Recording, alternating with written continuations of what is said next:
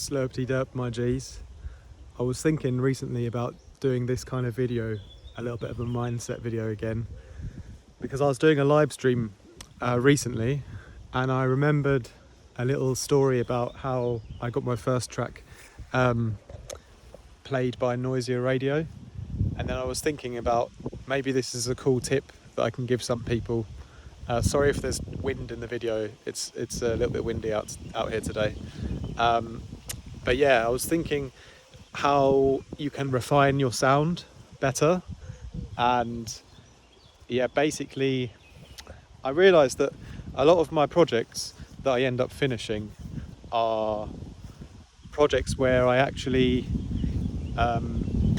it actually wasn't the same project that I started out with. Like, what I mean is, when I start a new track,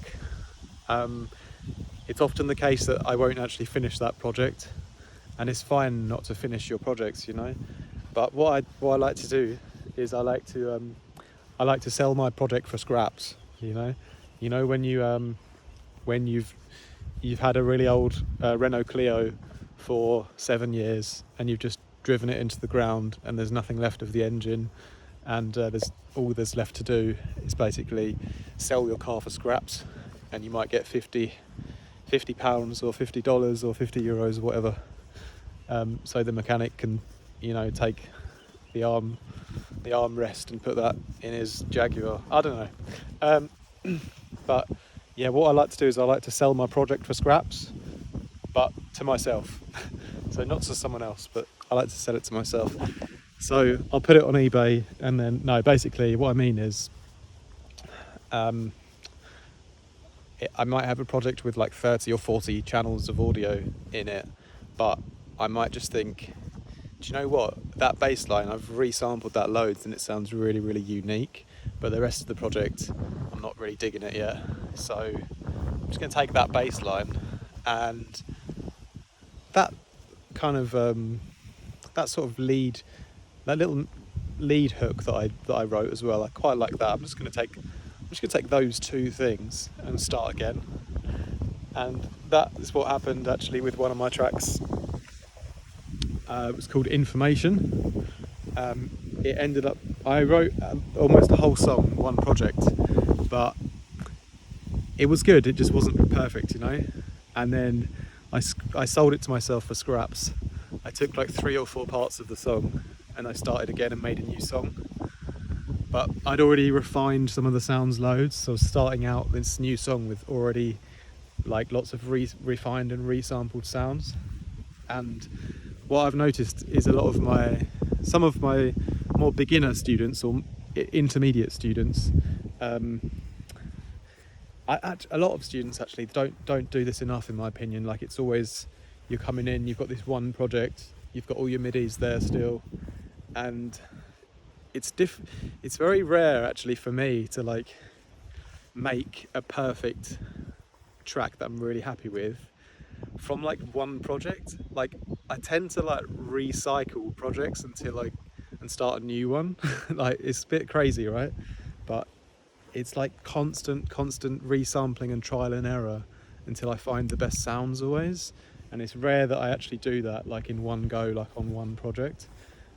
I mean, sure, I can finish the track like in that one project and like, yeah, you know, make a finished song, but to get my best songs, that is usually rare, because the best songs usually take more luck to get the right sounds and right combination of sounds, and you can increase that sort of luck by selling your project for scraps and starting again with the best bits and then do it a couple of times, you know.